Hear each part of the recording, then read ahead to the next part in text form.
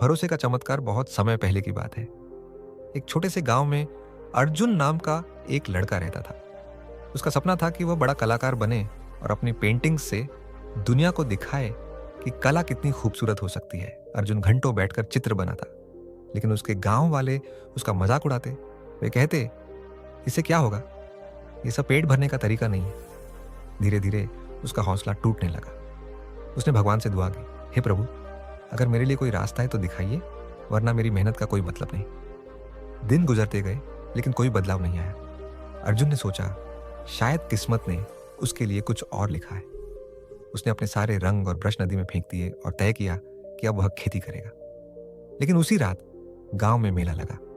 मेले के आयोजकों ने गलती से अर्जुन की अधूरी पेंटिंग को अपने मंच पर टांग दिया। अगले दिन गांव के बाहर से आए एक बड़े व्यापारी ने उस पेंटिंग को देखा और हैरान रह गया। उसने गांव वालों से पूछा, ये किसने बनाई है? लोगों ने हंसते हुए कहा, हमारे गांव का एक पागल लड़का था और अब उसने ये सब छोड़ दिया है। व्यापारी तुरंत अर्जुन के घर गया और बोला, तुम्हारी कला अनमोल है। अगर तुम चाहो तो मैं तुम्हारी पेंटिंग्स को शहर की प्रदर्शनी में लगवा सकता हूं। यह सुनकर अर्जुन की आंखों से आंसू बह निकले। उसे समझ आ गया कि जब वह हार मान चुका था, उसी समय भगवान ने उसके लिए दरवाजा खोल दिया था। सीख, हम अक्सर सोचते हैं कि हमारी दुआएं सुनी नहीं जा रही हैं, लेकिन सच्चाई यह है कि ऊपर वाला हमें सबसे सही वक्त पर सही मौका देता है।